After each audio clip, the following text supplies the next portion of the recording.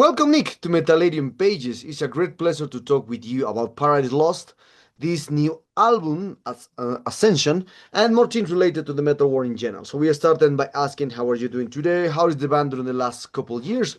Because your previous album, Obsidian, was released 5 years ago during the pandemic. Yeah, fine. Yeah, I mean, we've just been busy with the summer festivals. We've just toured with King Diamond in Europe. And then, yeah, now the album's released in a few days. Yeah, I think it's the first album in 5 years, but 2 years was the pandemic, like you said. But yeah, I mean, we kind of release albums every 3 years, roughly. So it's 2 years extra for this pandemic. I guess it's kind of works out okay, I guess. Okay. So, and in this situation, when do you decide writing songs for this new album, for this Ascension? It was during this pandemic, or it was before of the pandemic? Who knows? Or perhaps do you rescue any composition for the previous album, Obsidian? I think we may have had some songs, parts of songs left over from last time, but I'm not sure. Now I can't remember, to be honest. There's a couple of songs that are quite old. They were written not long after the last album was released, I think, or parts of them were written, and then we came back to them again. So there's been quite a long time between some songs were picked up quite recently, and some songs, the entire thing was written quite recently. So there's been quite a bit of gap between the writing process. Therefore, I think it makes the song slightly more, there's a bit more variation in the whole thing as a result of them being written kind of over 5 years, I suppose. Okay. Amazing. So, and then this one, so let's talk about a more little about the promotion for this new album. So, well, obviously, Price Loss all the time has gigs, acts, tours, but perhaps do you have more videos to release for this new album? Perhaps you will return back to Latin America in a full tour. Who knows? What kind of plans do you have for Ascension and Paradise Lost? We start touring in October, not long now. And then we tour Europe, and then I'm not there's some bits and pieces till the end of the year. Then next year we'll probably spend a bit of time in America, getting over to South America. I don't know, at some point. I mean, we've just done quite a big tour there, but I guess we didn't tour this album, so then we will eventually get back over there, I guess, for this album. It might be towards the end of next year. I don't know. It's hard to say at this point, but we would definitely get there at some point. Okay. This Ascension is your 17th album in your career. So that's since you started the band in 1988. So then this one, do you still the or do you feel the same sense excitement as when you released, for example, your first album? So do you still have the same sensation that you released your first albums as a band? Yeah, totally. But the one big difference is people have a kind of idea of what it's going to be like. I mean, it's in the old days, you release an album and you didn't know how well it was received until you saw the concert. And when you walked on stage, then you knew how well it was received. But now you can kind of tell, you can go online and see how well it's received. So it was quite nice to go on stage and then see lots of people cheering for songs off the album that we just released, because we didn't know if they liked it or not. All you could go by was record sales and nothing else, and you didn't get the record sales till later on anyway. So when you played gigs, that was your first exposure to the response of the people. So, but now obviously it's a lot easier. You can go online, you can see what people are saying about things. So it's that's different. Yeah, that's very different. But I mean, it's still the same for us. It's something we worked on for X amount of years, and of course, we put our heart and soul into it. We want people to enjoy it. So yeah, it's pretty much the same for every album in that respect. Okay. Well, in this kind of talking about more the discography from Paradise Lost, since I hear for the first time Lost Paradise in 1998, when it was I was like more a child at that moment, I remember very well that record because I love that record. Then you, from all your career, decide to change every time the styles, the music, the influence from Paradise Lost. Now, with all this kind of situation, when it appears the faith divides us, the death unite us, you returned to your roots in some ways. So try to bring back the old sound from Paradise Lost, the growls, and more things related. So now, at that moment, so what do you decide, for example, to return back to the to the old era with the obviously mixing the new era. And now we are continued with the old classic sound from Paradise Lost. It's not really a conscious decision. It's just passage of time. I mean, you know, if you kind of whatever you're into a teenager, you're probably going to get back into it again at some point in your life. It's because teenage years are kind of very can be very much the best part of your life. I mean, certainly were for me. So I mean, I guess yeah, it's nice. It's a nice nostalgic feeling to kind of get back into the old kind of genres that we used to like when we were kids, and the reason we started the band in the first place. So I guess everything kind of came around again. I mean, when Greg did the Vampire project, he kind of got into death metal again. I joined Bloodbath, that got me into death metal again. So I guess I mean, this is where we come from. It's very much our roots in music, and even though we kind of hung it on a shelf for a little while, if you stick around long enough, you're going to probably get back into it again, which is pretty much what we did. So yeah, but it's not overnight. It's not like we suddenly just changed. It takes time for things to happen. Okay, okay. So and these topics. So what kind of man now? Many years passed from your alternative like gothic era. Now you're returning back to your sound, Doom, Death with this new album with Obsidian, Medusa. You're returning back to the 90s, and your sound.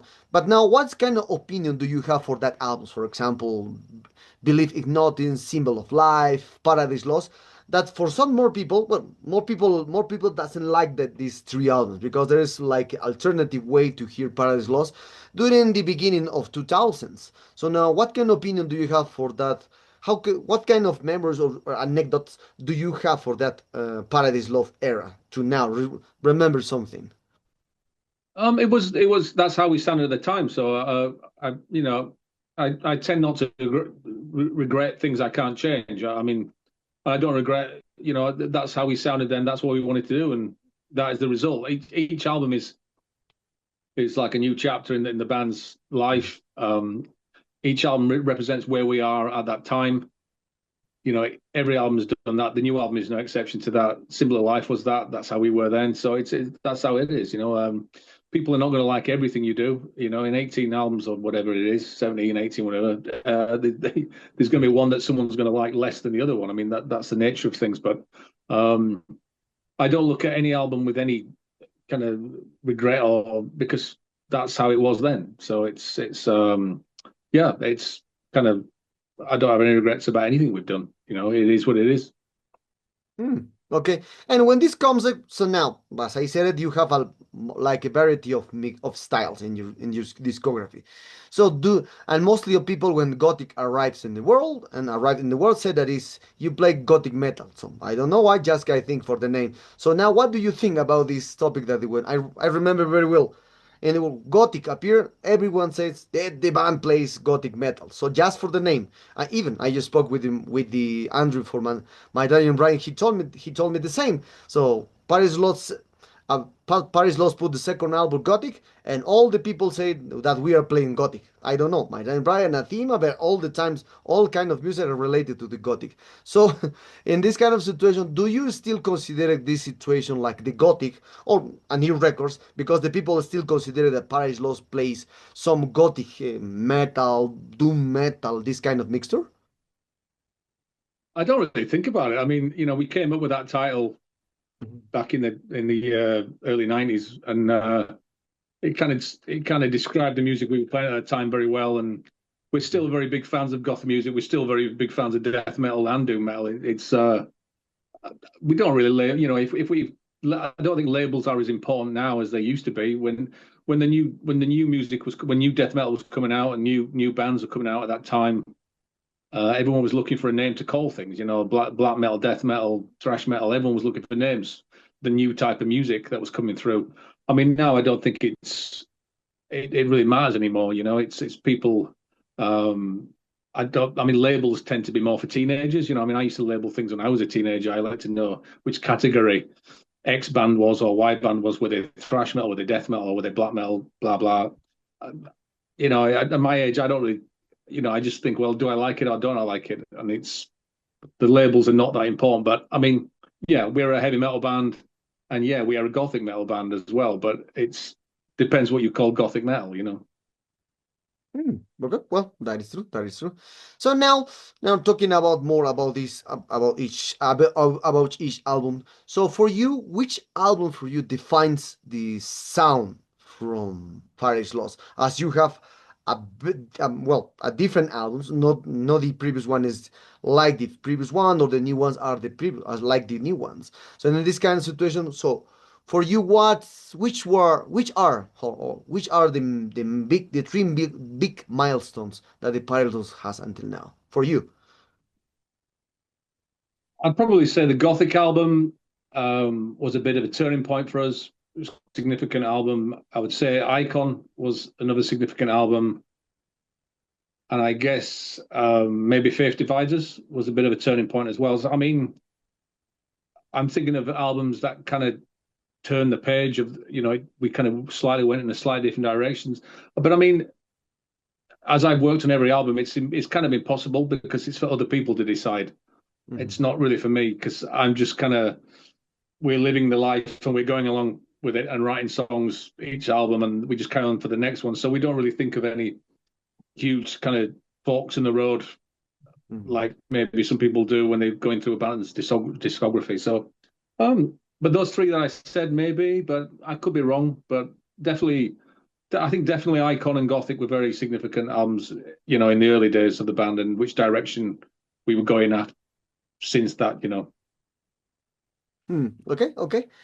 So now we're talking about more about the 90s in general, because as you were there, you see that the death metal especially mixed a lot of things. So that's a curious thing because since the beginning, the death metal is the only style that mix with doom, mix with jazz, with progressive, with tech, with keyboards. We have Nocturnus, we have Tyrion started with this project, then decided to lean down to the symphonic metal, and etc. and etc. And the curious thing about this is all this the death metal from the 90s. It bring these kind of mixtures, textures. So just the death metal. If you hear thrash metal, heavy metal, power metal, this kind of style don't have this kind of mixtures with another style, but just the death metal has this approach to mix with every kind of style that the world create. So in this situation, why just the death metal has this approach to mix with every style that the world has? Because now we can see that death metal is mixed with, I don't know, with djent or with folk, I don't know. I think there's a lot of it could be the fact that there's a lot of it's dark music. There's a lot of dark music that isn't death metal. There's a lot of folk music that's very dark. There's a lot of choir music that's dark and symphonic music, film soundtracks. There's a lot of darkness and a lot of different styles of music. So I guess you can incorporate that in the aggression of death metal quite nicely. With thrash metal, it's kind of limited because thrash is just kind of more of a, I don't know, an energetic version of kind of 80s and 80s heavy metal, just kind of zapped up a little bit, I suppose, for the want of a better word. The death metal is you can definitely bring more elements in, external musical elements in from everything I just listed. I think really. Okay. So and this topic that I'm talking about the decades. Well, you were born for the 80s and the 90s, now the 2000s. So for you, as you can see, there is the music industry changed a lot. There is now a lot of the 1,000 releases per weekend. Just the big bands like you has an attention from the media, but the smaller bands doesn't have this kind of or don't have this kind of attention for the media because there's too much records now. It's not like I remember because I was in the 90s. You release it. We release, for example, pre-records or 30 records, but it was in 6 months. Now we have 30 records per weekend. So it's a difference. So that's the massification of the productions are too big now for to hear.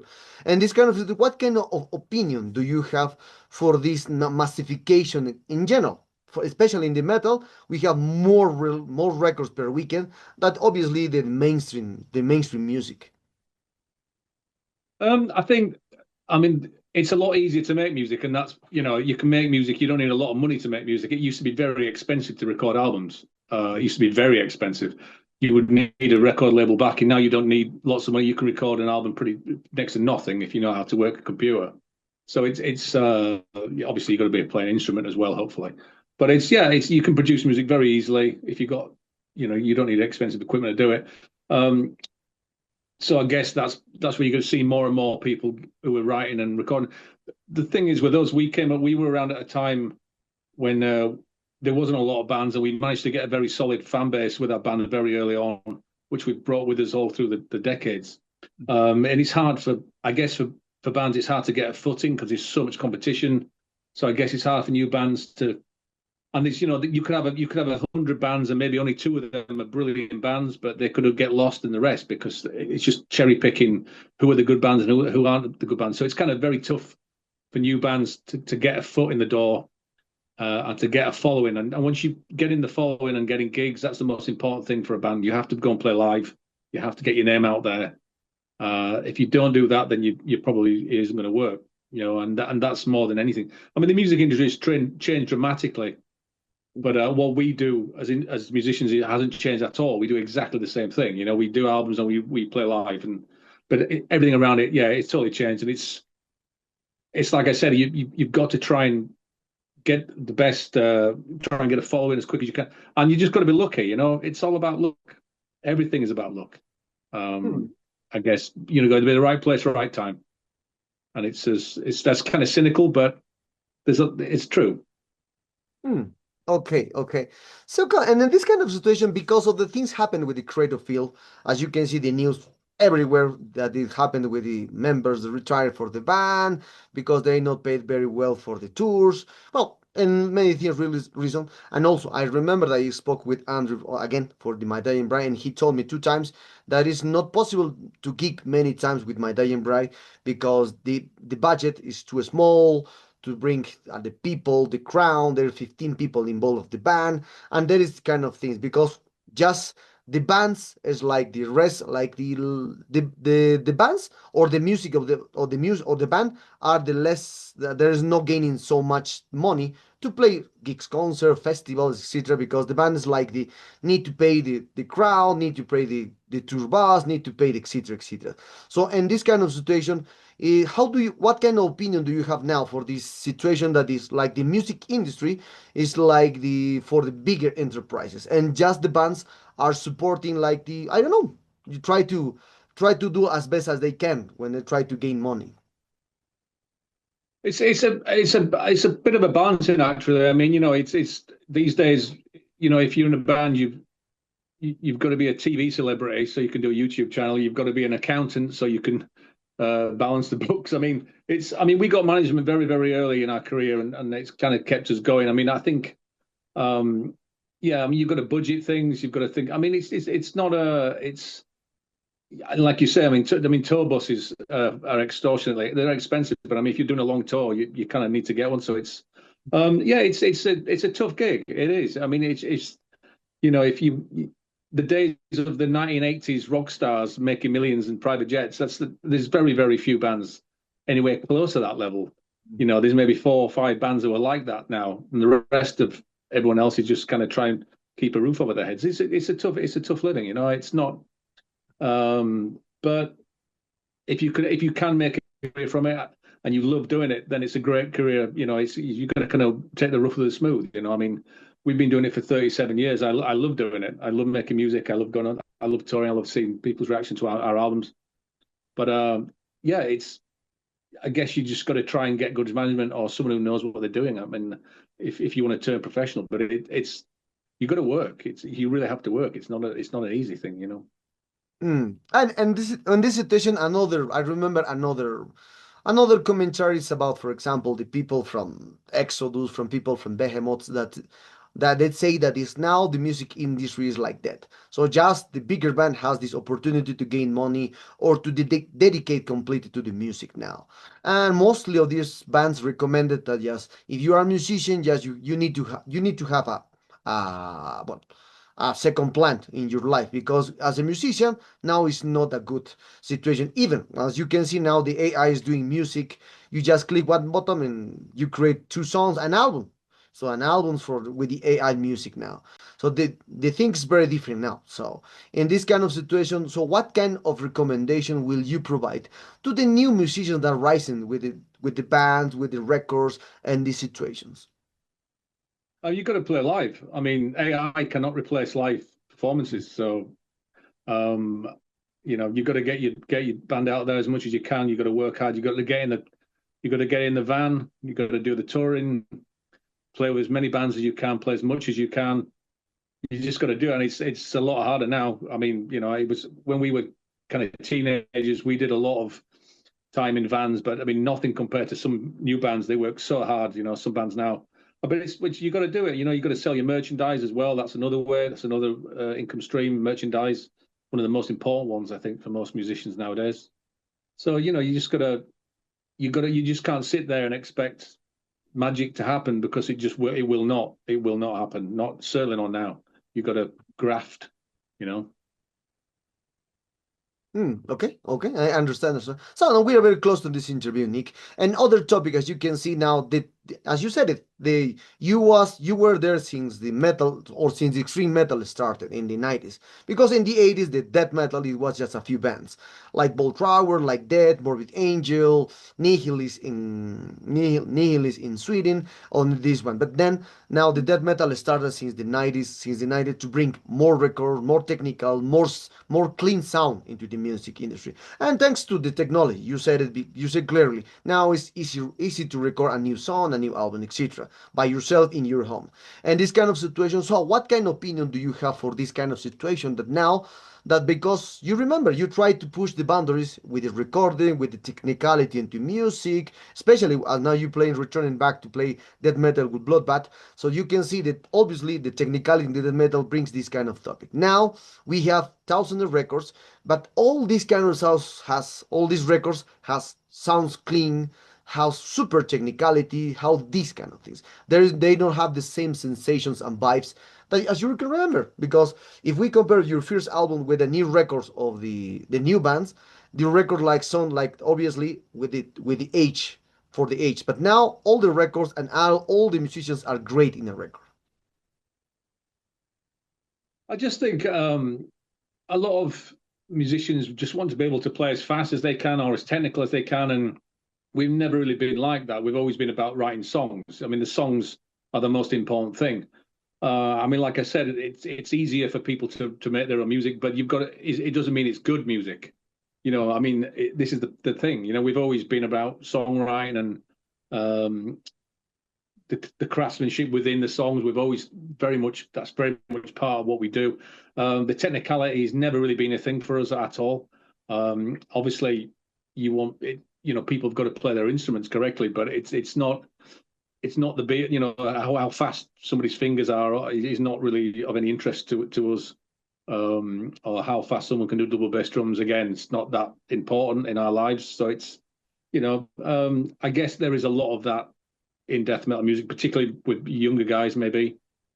But I mean, we've never really been phased by that. So I guess it's just whatever you're into, isn't it? I mean, if you want to be super technical, then you'll do it. It's just, I guess it's a taste thing. But as far as playing at 1,000 mile an hour, it's just something and it's been done 1,000 times as well anyway. So it's kind of nothing new really when you hear these kind of bands. But it's again, if you're into that, why not?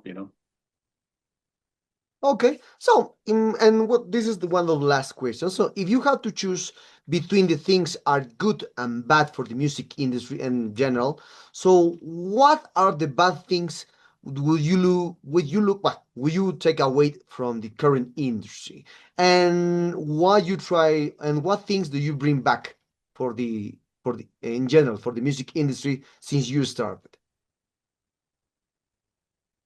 I don't know. It's kind of hard to answer that, because it's just a case of you just have to roll with the punches with it. I mean, it's not really a case of I don't think, oh, I wish this was like this, and I mean, I just can't kind of thing like that. I just have to, there's plenty of like great venues when we were kids that we used to that are not there anymore. There's um, music doesn't in England. England does.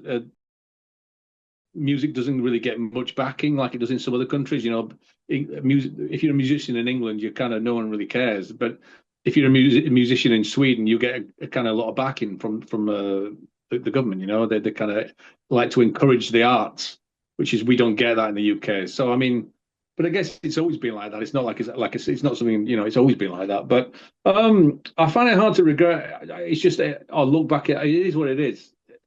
I just think if you want to do anything, and I don't just mean music, anything, you've got to adapt to the situation and see what's in front of you. You can't say, well, I just do this. It's like, it doesn't matter what you do. You have to change you have to roll with the punches and change with the times. And it's the same, I think, for anything, because it's, you know, once something changes, it's not going to go back.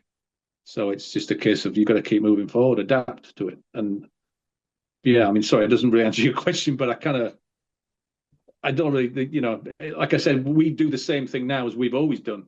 It's everything around us that's changed, you know, that's the thing. Okay. I understand. And well, we're and another last question. So, as you can see, there's new bands rises, but with the old influence from the UK sound, Swedish sound, Brazilian sound, etc., etc. But now, do you think that in the future a new sound for a different country? Because we are now hearing the new bands with influence like from UK, from Sweden, from America, from Brazil, and etc. etc. So, do you think that in the future a new sound will rise with a new topic, with a new essence? Because now we are like just receiving the influence from the 90s or the 80s and hear these new bands. So, do you think that in the future a new scene rise with a new sound? It's hard to say. I mean, I do hear a lot of young bands playing very old school death metal and old school thrash metal, which is it's great. I mean, I mean that's my, you know, I grew up with that. So when I see young guys playing that, I like it. It's kind of just reminds me of being a teenager again. So it's cool. After that, I don't know. I mean, I mean, it can only kind of go so far. Death metal is quite a, you know, a simple kind of music. It's never going to go anything in any weird direction. I don't think death metal is death metal in the same way as black metal is black metal. I don't know, but it's quite refreshing to see young guys getting into the original bands, because the original bands are the best. The original death metal bands are the best death metal bands. You know, I stand by that, and I'm not just saying that because, you know, I'm that age, but I do think the original are the best. So it's kind of nice to see young guys paying homage to it. The only thing I really don't like is the new metal influence around the 2000s. So anything that sounds remotely like new metal I kind of run for the hills, you know. So it's anything that isn't new metal is a welcome for me. Okay. Well, Nick, thank you very much for this interview. It was a tremendous pleasure. I'm a huge fan. I saw you three times, two times in Peru and one time in Mexico. Great shows, by the way, at that moment. Thanks, man. Appreciate It it. was a pleasure to see you three times. Now I hope so then the fourth time. So perhaps and this new album is as great as usually. So thank you very much for that great record Yeah, again. man. And perhaps do you want to add something to your Latin American fans that expect your return here and obviously Metallarian followers? Yeah, thanks. You know, the tour we did it was quite a long tour. It was great though. We had a lot of fun. So yeah, hopefully we can get over there and do it again. Like I said, maybe towards the end of next year. I don't know that we would definitely be over there at some point. We'll see. There might be some festival somewhere. I don't know. We'll see. But just, you know, watch this space and hope you like the album.